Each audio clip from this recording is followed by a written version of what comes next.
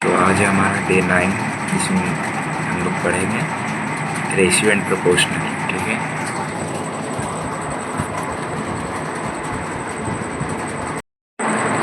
तो हम लोग स्टार्ट करते हैं रेशियो एंड प्रोपोर्शनल चैप्टर को। तो सबसे पहले जानो कि रेशियो क्या होता है। रेशियो का डेफिनेशन तो ऐसा कुछ नहीं है, लेकिन अगर हम इसको बोलना चाहें तो रेशियो एक प्रकार का फ्रैक्शन है।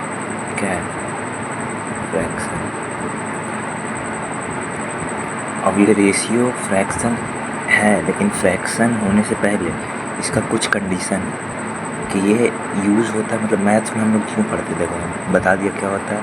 अब वाई पढ़ो, वाई क्यों होता है। रेशियो हम लोग मैथ्स में इसलिए पढ़ते हैं ताकि हम कोई भी दो क्वांटिटी कहने का मतलब जैसे सेंटीमीटर, मतलब लेंथ हो गया, ये क्वांटिटी है, लेंथ क्वांटिटी है, मास हो गया क्वांटिटी है, मतलब जिसको हम मेज़र कर सकते हैं उसको क्वांटिटी बोलते हैं। तो मैथ्स में बहुत सारा क्वांटिटी है, फिजिक्स में भी है। तो वो क्वांटिटी को हम लोग कंपेयर करने के लिए रेशियो पढ़ते हैं। ठीक है, जैसे लेंथ को कंपेयर करना है, मास को कंपेयर करना, वॉल्यूम को कंपेयर करना, ये सब क्वांटिटी है। तो हम लोग जब क्वांटिटी को कंपेयर करते हैं और कंपेयर करने के बाद, हाँ, कंपेयर करने समय ध्यान देना है कि उसका यूनिट सेम होना चाहिए, सेम यूनिट। ठीक है, जैसे ये लेंथ, सेंटीमीटर लेंथ में अगर कंपेयर कर रहे हैं तो ये सेंटीमीटर और ये मीटर है, तो दोनों को सेम यूनिट, या तो इसको मीटर में करो या तो इसको सेंटीमीटर में करो, मतलब दोनों को सेम में रहना चाहिए। रेशियो से फ्रैक्शन बनने से पहले कंडीशन क्या बताया कि सेम यूनिट में रहना चाहिए, और कंपेयरिंग क्वांटिटी को हम लोग कंपेयर जब करते हैं क्वांटिटी को, तब हम इसको यूज़ करते हैं। यहाँ पे जैसे हम थोड़ा सा सॉरी, मतलब ये चैप्टर को पढ़ाने के लिए बहुत रिसर्च की है, थोड़ा सा लेट भी हो गया है वीडियो बनाने में और वहाँ जाने में। देखो इतना सारा बुक पढ़े, वो रहा, तो थोड़ा सा प्रॉब्लम हो तो कुछ नहीं, लेकिन हम अपना बेस्ट तरीक़ा से पढ़ाएंगे। ठीक है, तो देखो बुक में क्या लिखा हुआ है, रेशियो क्या होता है। To find the ratio of two number और quantities of same kind. Same kind लिखा हुआ है ना, सेम काइंड। जब भी हम लोग रेशियो निकालेंगे तो सेम काइंड ऑफ क्वांटिटीज़ का निकालेंगे। जैसे पूछेगा ratio of 3 kg and 3 metre, तो ये इसका रेशियो निकल ही नहीं सकता, नॉट पॉसिबल। क्यों नहीं पॉसिबल है? क्योंकि देखो ये तो मास में है ना। केजी किसका यूनिट होता है? मास का, और मीटर लेंथ का। तो मतलब कि हम लोग को इसको कंपेयर नहीं कर सकते। हम लोग अभी बताया कि रेशियो तभी यूज़ करेंगे जब दोनों सेम काइंड ऑफ क्वांटिटीज़ रहना चाहिए। जैसे ये मास है तो यहाँ पे भी मास होना चाहिए। हाँ, अगर यहाँ पे उसी के जगह पे ग्राम रहता तो ये कंपेयर हो सकता था, ये भी मास कंपेयर हो सकता था। लेकिन एक चीज़ ध्यान रखना कि दोनों का यूनिट सेम रहना चाहिए। तो 3 kg को हम ग्राम में चेंज कर देते हैं, तो 1000 ग्राम बराबर 1 kg होता है, तो 1000 से मल्टीप्लाई करेंगे तो 3000 ग्राम, और कंपेयर करेंगे किससे? 3 ग्राम से। तो कंपेयर मतलब ये तुमको बताया कि इसको रिप्रेजेंट करते हैं इस तरह से, ये जो बीच में साइन होता है ना, 3 kg और 3 ग्राम, तो इसको हम लोग रेशियो का साइन बोलते हैं, रिप्रेजेंटेशन ऑफ रेशियो। इसको हम इस टू से भी डिनोट करते हैं। जैसे इसको हम पढ़ने का तरीका बताते हैं, तो ऐसे भी पढ़ सकते हैं 3 kg रेशियो 3 ग्राम। लेकिन इसको मैथमेटिकल या फिर मैथमेटिकल से इंग्लिश लैंग्वेज में पढ़ने के लिए 3 kg 3 ग्राम, इसका हम लोग को रेशियो निकालना है। तो तुमको बताया इस टू मतलब रेशियो, और रेशियो मतलब फ्रैक्शन, यही बताया। तो रेशियो में जितना भी हम लोग लॉ पढ़े थे, एडिशन, सब्ट्रैक्शन, मल्टीप्लिकेशन, सारा रेशियो में अप्लाई हो जाएगा। ठीक है, बस ध्यान देना कि सेम क्वांटिटी रहना चाहिए और सेम यूनिट में रहना चाहिए। ठीक है, तो हमको यूनिट चेंज कर दिए थे, इधर 3000 ग्राम डिवाइडेड बाय 3 ग्राम दोनों, तो डिवाइड देंगे, मतलब इस टू मतलब रेशियो मतलब फ्रैक्शन, तो फ्रैक्शन मतलब डिवाइड, इसका मतलब डिवाइड होता है, बताया था तुमको।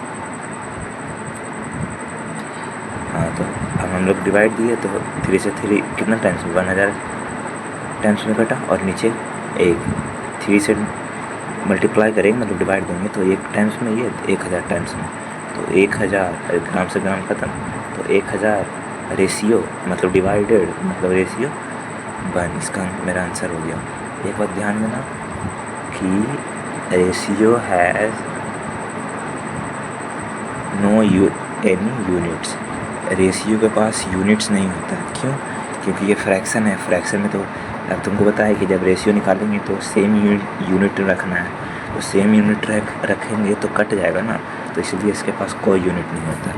ये रेशियो क्या है? एक नंबर है, बस एक नंबर है जो कि यूज़ करते हैं कंपेयर करने में। हाँ, जैसे एग्ज़ाम्पल हम लेते हैं, यहाँ पे एग्ज़ाम्पल इससे बताते हैं। एग्ज़ाम्पल मान लो कि कोई 2 लड़की है, ठीक है। मान लो कि एक है, मान लो कोई लड़का है, लड़की की तुम भी समझो। मान लो कोई लड़का है जैसे मोहन और सोहन, ठीक है। ये दोनों का रेशियो जो एग्ज़ाम देता है और तो जो एग्ज़ाम में मार्क्स आता है उसका रेशियो है 3:4, ठीक है। तो हम लोग इसको कैसे लिखेंगे? तो mark obtained by Mohan divided by mark obtained by Sohan बराबर 3:4। ये 3 लाया है और ये 4, मतलब इसका रेशियो है, ठीक है ना। इसको हम ऐसे भी लिख सकते हैं। इसको हम अगर कर दे, इसको हम ई डिवाइड में, तो इधर इक्वलिटी का साइन में है, तो डिवाइड में है तो उधर मल्टीप्लिकेशन में चल जाएगा ना। तो mark obtained by Mohan 3/4 times है मार्क ऑब्टेन्ड बाय सोहन का। कहने का मतलब, इसका मतलब ये समझ में आया कि जो मोहन मार्क्स लाया है एग्ज़ाम में वो सोहन के इतना टाइम्स है। अगर यहाँ पे वही, अगर हम बोलते हैं यहाँ पे देखो, जैसे मान लो कोई है, कोई मान लो लड़का है एक्स और कोई मान लो वाई, तो जो मार्क ऑब्टेन्ड बाई इसका रेशियो है, दोनों का मार्क्स ऑब्टेन्ड का रेशियो 1:2, ठीक है। तो मार्क ऑब्टेन्ड बाई एक्स और मार्क्स ऑब्टेन्ड बाई वाई का रेशियो क्या था हमको? 1/2। हम इसको ऐसे भी लिख सकते हैं, marks obtained by X equal to half times mark obtained by Y, है ना। तो मतलब जो मार्क्स एक्स का आया है वो कितना है, जो मार्क्स वाई का है उसका आधा है। जैसे मान लो 50 आया होगा तो 50 का आधा मतलब 25, तो 25 इसका होगा। मान लो क्या होगा 80, तो 80 का आधा 40 इसका नंबर है। उसी तरह हम इसको ऐसे ही बोल सकते हैं। यहाँ से इसको हम इधर मल्टीप्लाई करेंगे तो 2 into marks of X equal to marks obtained by Y, मतलब कि जो मार्क्स ऑब्टेन किया है वाई वो इसके दुगने के बराबर। मान लो कि 80 है, मार्क्स ऑब्टेन्ड बाई वाई हमको 80 दिया होगा, तो 80 कैसे आएगा? तो इंटू 40, है ना। तो इसका दुगना लाया, ये समझ में आना चाहिए। कंपेयरिंग, ये नहीं बता रहा कि एग्जैक्ट कितना मार्क्स आया, उसका रेशियो बताया। अब रेशियो से तुम पकड़ लो कि कितना आया होगा, ठीक है। बता दिए कि रेशियो क्या होता है, इसको रिप्रेजेंट करने का तरीका भी बता दिए, ये होता है। मान लो कि यहाँ पे x है, यहाँ पे y है, तो इसको पढ़ने का तरीका बताएं, x:2 y, ये बता दिए पहला पॉइंट। दूसरा पॉइंट ये कि ये जो रेशियो में जो ये लिखा, रेशियो के लेफ्ट साइड और राइट साइड में जो नंबर रहता है उसको टर्म हम बोलते हैं, टर्म्स बोलते हैं। अगर पहले वाला है तो उसको फर्स्ट टर्म बोलते हैं और लास्ट वाला सेकेंड टर्म बोलते हैं, ये ध्यान देना। हाँ, और हम लोग जैसे मान लो 2:3 है, इसको तो हम ऐसे भी लिख सकते हैं, रेशियो मतलब डिवाइड फ्रैक्शन है ना, 2/3। तो हम ऊपर नीचे कुछ भी मल्टीप्लाई कर सकते हैं कुछ से, लेकिन हाँ ध्यान देना कि अगर ऊपर 2 से मल्टीप्लाई किए तो नीचे भी 2 ही से मल्टीप्लाई करेंगे, तो कितना आ जाएगा 4:6। ये दोनों को हम काटेंगे भी तो 2/3 आ जाएगा, बात बराबर है। तो जो हम लोग मल्टीप्लाई ऊपर नीचे कर देते हैं अपने मन से, वो हम लोग क्यों करते हैं? इक्विवेलेंट निकालने के लिए। तो ये इसी को बोलते हैं इक्विवेलेंट रेशियो। जब हम लोग ऊपर नीचे सेम नंबर से मल्टीप्लाई या डिवाइड कर देते हैं तो जो हम लोग को रिजल्ट मिलता है वो इक्विवेलेंट रेशियो होता है, ठीक है। इक्विवेलेंट किसका है? इसके इक्विवेलेंट है ना। इक्विवेलेंट मतलब बराबर। हाँ, एक बात ध्यान देना कि जब भी हम लोग रेशियो सोल्व करेंगे तो उसको सिंपलेस्ट फॉर्म में रखना है हमेशा।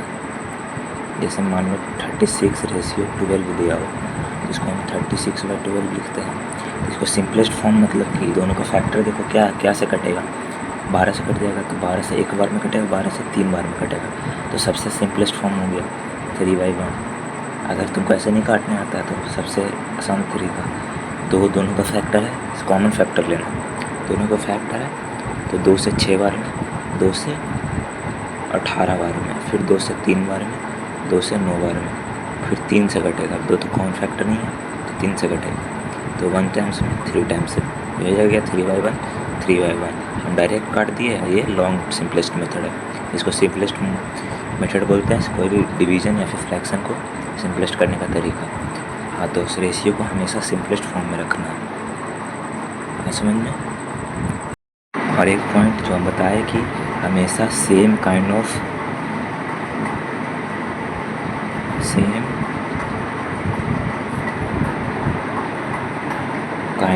फिजिकल क्वांटिटी में अप्लाई करना है, ठीक है, विथ सेम यूनिट के साथ। ये आप ध्यान देना, ऊपर बताएं सेम यूनिट के साथ रखना। सेम फिजिकल क्वांटिटी मतलब लेंथ, मास, रुपीज़, करेंसी, और क्या हो सकता है, और जैसे करेंट है तो करेंट को सेम यूनिट में रखना। ये सब फिजिकल क्वांटिटी है, 9th में पढ़ी होगी, 7 फिजिकल क्वांटिटी होता है मेज़र, तो इसको उसी में रखना है विथ सेम यूनिट भी रहना चाहिए। हाँ, एक बात याद देना कि इसके पास रेशियो इज़ द नंबर, एक प्रकार का बस नंबर ही है। देखो ये नंबर है ना, इसके पास यूनिट है, कुछ आगे नहीं ना, विच हैज़ नो यूनिट। लिख लेना है सारा कुछ, ठीक है। और क्या है,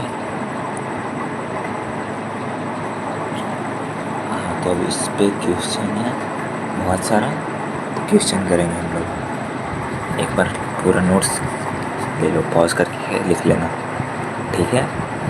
बाय।